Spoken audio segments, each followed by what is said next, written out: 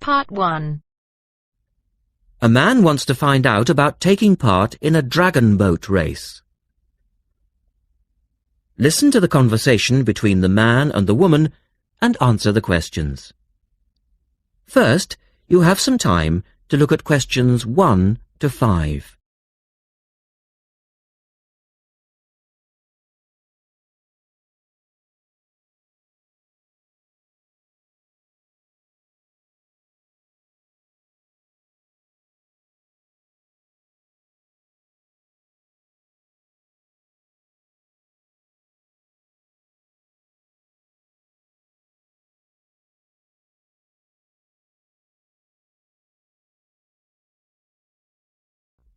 Now we shall begin. You should answer the questions as you listen, because you will not hear the recording a second time. Listen carefully and answer questions 1 to 5.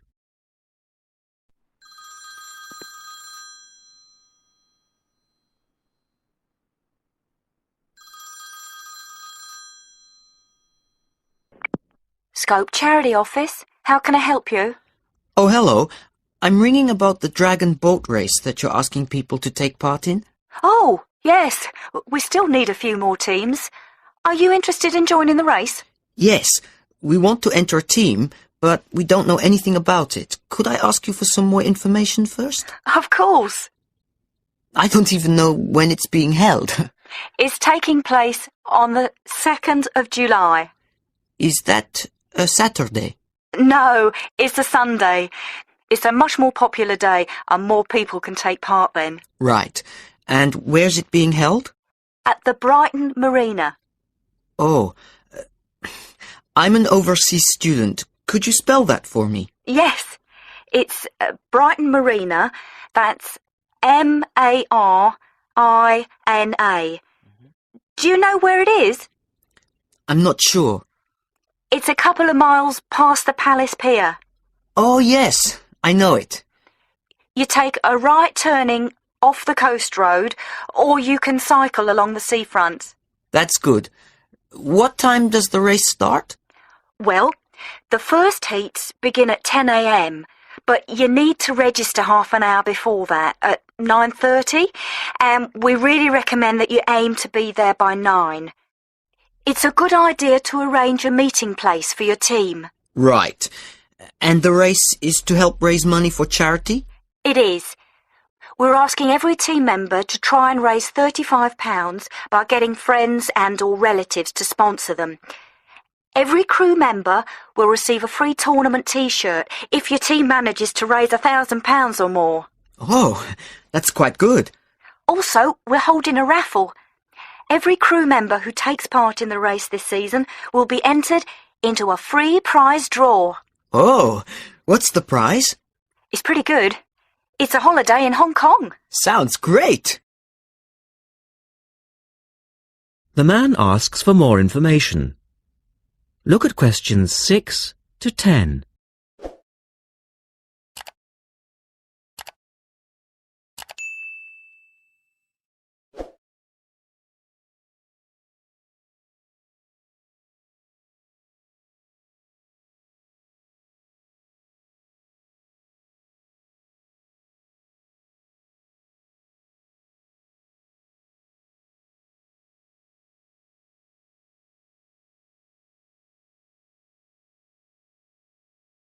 Now listen to their conversation and answer questions 6 to 10. Is there anything else you need to know? Could you just tell me a little bit more about the teams? Well, you need to have a crew of 20 people for your dragon boat, and you then need to agree on who's going to be the team captain. That will probably be you. Fine. I've got a group of 20 people who are interested. Do all the team members have to be a certain age? Well, there's no age limit as such, but if you have a team member who's under 18, then they have to get their parents' permission to take part. Yes, that makes sense. It isn't dangerous, but we do have boats that turn over in the water, and for that reason we need to insist that everyone wears a life jacket as well. And you can hire life jackets from us when your team arrives. What do you advise people to wear? Well, most people wear a t-shirt, shorts and trainers. I certainly wouldn't recommend that you wear jeans or boots. In fact, it's a very good idea to bring some spare clothes. Okay. It can get quite cold and wet if the weather's bad, and there's quite a bit of hanging around, especially if you qualify for the semi-finals or the final. I see what you mean. Have you got a name for your team? Oh, not yet, no. Well, you need to decide on one and then put it on the entrance form, which I'll send you. Oh, okay. So, if you'd like to give me your address, I'll be happy to send details first class.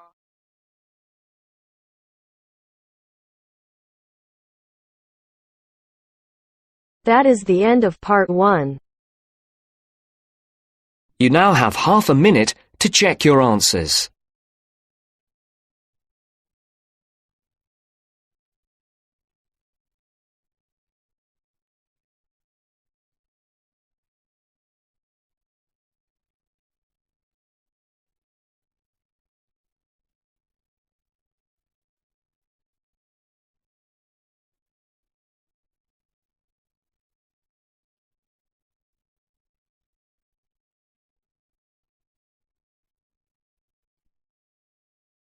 Now turns to part 2.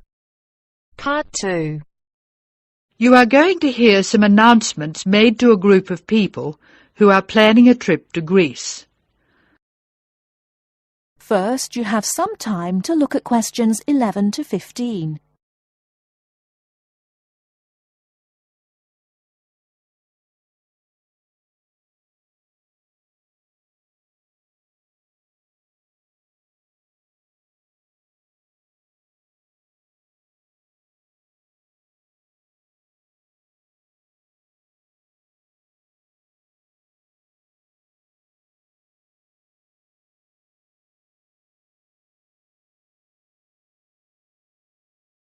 Now, listen carefully and answer questions 11 to 15.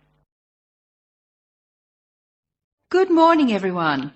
I'm getting very excited about this trip to Greece, and I'm sure you are too. As you know, we didn't have all the details at our last meeting, but I can give them to you now. We'll leave London Gatwick Airport on British Airways next Wednesday. Please be sure to be at the airport by 6:30. I know it's early, but our departure time is 8:25 a.m. We're quite a large group and we don't want to have any hassles. Please be sure to have all your travel documents ready. We'll arrive in Athens at 2:25 in the afternoon and there'll be a vehicle there to meet us. It'll be a full-sized coach so everyone can travel together. We'll spend 3 full days in our hotel in Athens, although we're only being charged for 2 nights accommodation, which is good news. The second day we'll go to the National Archaeological Museum to see the enormous collection of ancient Greek works of art, antiques, statues, a brilliant display. We'll eat out at a typical Greek restaurant on Thursday night. It's going to be a very busy time in Athens. Friday morning and afternoon we'll visit historic sites, but we have nothing planned for the rest of the day. On Saturday we're off to the islands, the Greek islands of ancient myth and modern romance. Now the big news. At first we thought we'd take the ferry, but we've been very lucky to secure a sailing boat, which is big enough for all of us. I'm really excited about this part of the trip because we'll see the islands to the best advantage and we'll be able to cruise around and sleep on board. We'll get off at different islands and for one part of the trip we'll have people playing Greek traditional music actually on board with us. Now I'll pass out a brochure with all the details. Before you hear the rest of the talk, you have some time to look at questions 16 to 20.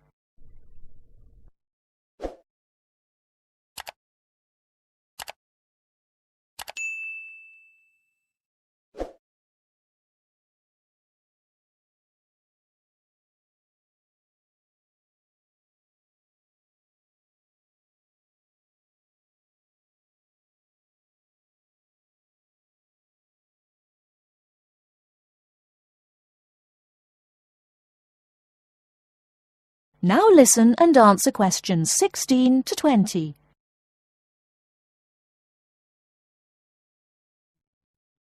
A lot of work has gone into organising this tour, and I'd like to thank in particular the travel agent who got us a really good deal, and the people at the British Museum who offered us such good advice.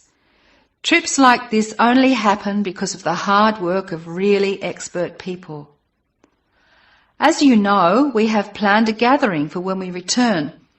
I have a list of things which the committee would like you to bring to the party. They are your pictures and something to eat for everyone to share. You are almost bound to have people ask what we have in common and why we're travelling as a group. I suppose the answer is that we're interested in learning about old societies and vanished cultures, and we all enjoy travelling. Of course we enjoy fine food too, but that's not as important. Oh, I nearly forgot the last piece of information. You'll see there are labels which I have passed around for you to put on all your luggage. Could you fill them in, please? On the top line, please write Greek tour, and on the lower line, write in block letters, I mean uppercase, the letters AA and the number 3. That's AA3. We need to have these labels clearly displayed to help the baggage handlers keep our luggage together on the different parts of our trip, so please don't take them off.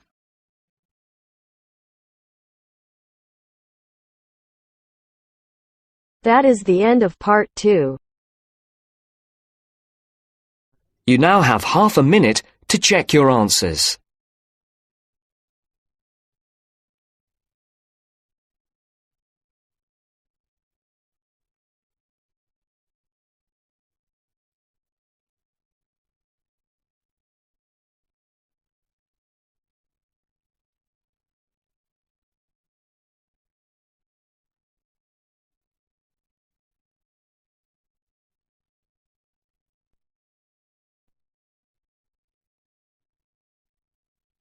Now turns to part 3. Part 3. You are going to hear a conversation between a moderator and 2 students. First, you have some time to look at questions 21 to 25.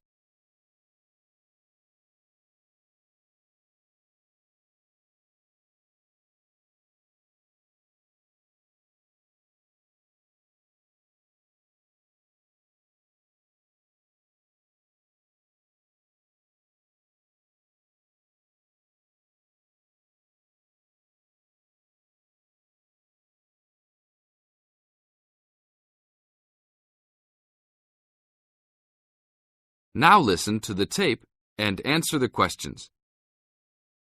Today we will hear 2 views of the book Fast Food Nation, The Dark Side of the All-American Meal by Eric Schlosser. Many have deemed this a fascinating socio-cultural report that explains how the development of fast food restaurants has led to the standardization of American culture, widespread obesity, urban sprawl and more. Well, I think that Schlosser's book promises a lot but delivers less than a highly hyped fast food meal. The book is not well written, and it lacks organization as it skips around in its telling of fast food horror stories. And then he spends a great deal of time on Walt Disney and bashing Disneyland. Why is that in a book about fast food? Bashing is the best word for this book. According to this book, Schlosser clearly believes that the fast food industry is responsible for every problem in America today. From the common cold, to inflation, to malls, to unruly kids, to warts, he blames it all on big business and especially the big food business. The book is written in a breathless, alarming motive that makes it sound like McDonald's and Disney are co-conspirators to take over the world and force every living child to eat greasy French fries. Give me a break. Schlosser is also very biased for the left, praising unions while ripping right-wing values and Republicans. Nixon seems to get special attention. Just having your picture made with him gets sinister prose and makes you a co-conspirator. Despite claims of research, there are numerous blatant assertions such as, Parents in the 80s spent more money on their children because they felt guilty about not spending time with them. How does he know that? Is all consumer spending on kids really driven by guilt? The book is a farce. Save your money to buy a Big Mac and read something else. Only read this ridiculous book if you are an anti-Republican, anti-big business, there are evil forces everywhere subverting the world fan. Thank you, William.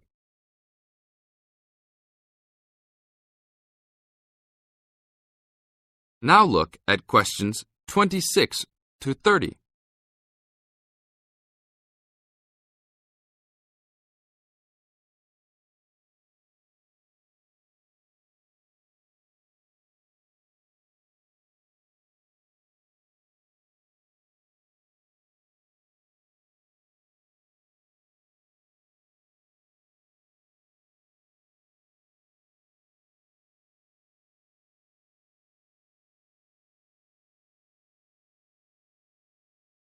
As the talk continues, answer questions 26 to 30.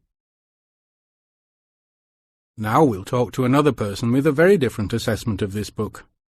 So, Jenny, what did you think of Schlosser's book? Wow, where do I begin?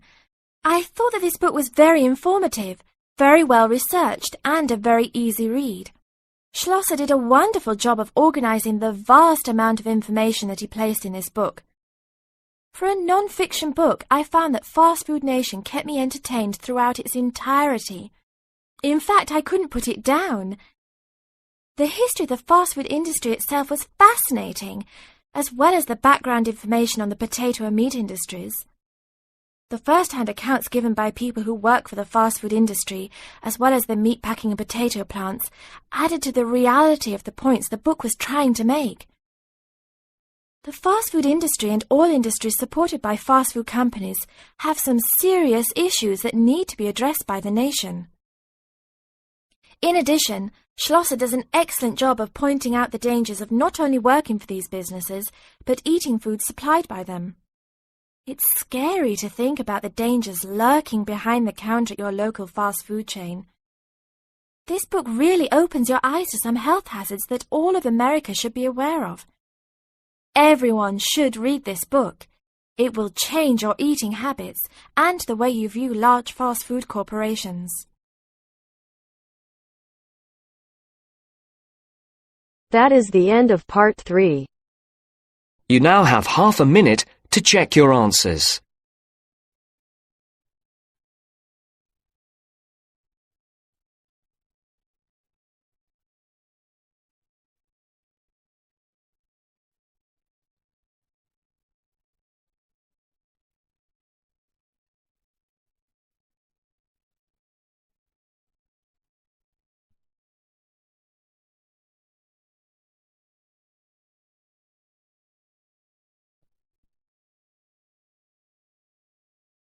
Now turns to part 4. Part 4. You will hear a lecture about the Inuit Eskimos of Alaska and Canada.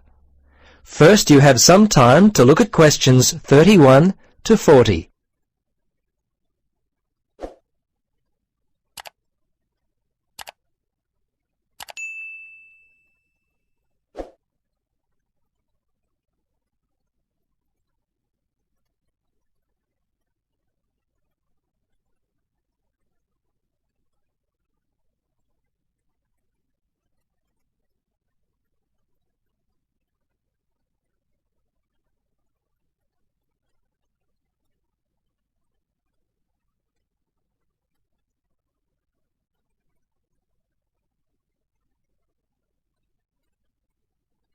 Now listen and answer questions 31 to 40.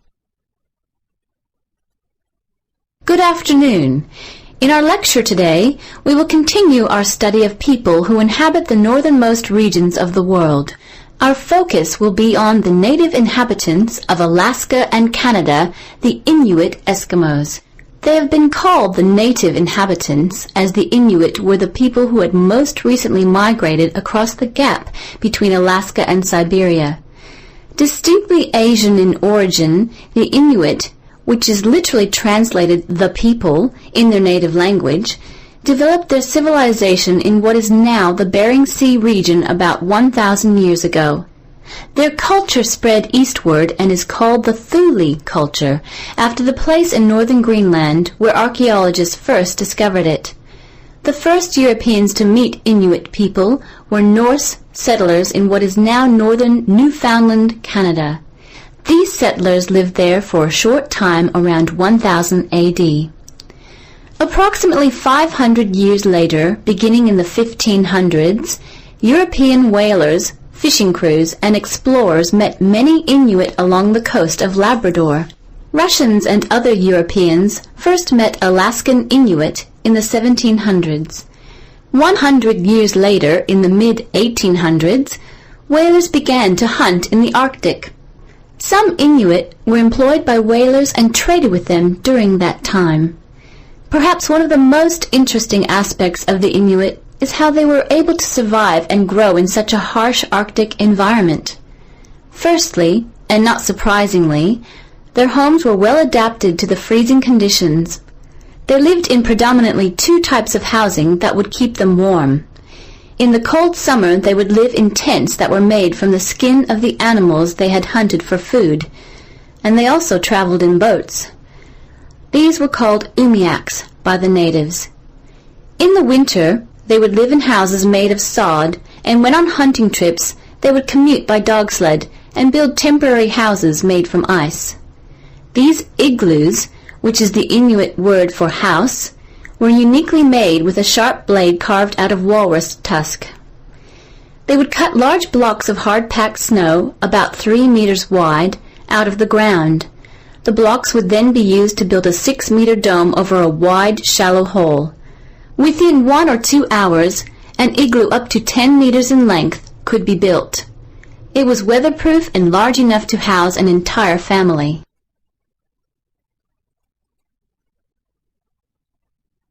Very early in their history, they managed to develop the technology to hunt the huge bowhead whale, which was the staple food source for them at that time. They also hunted walruses and seals.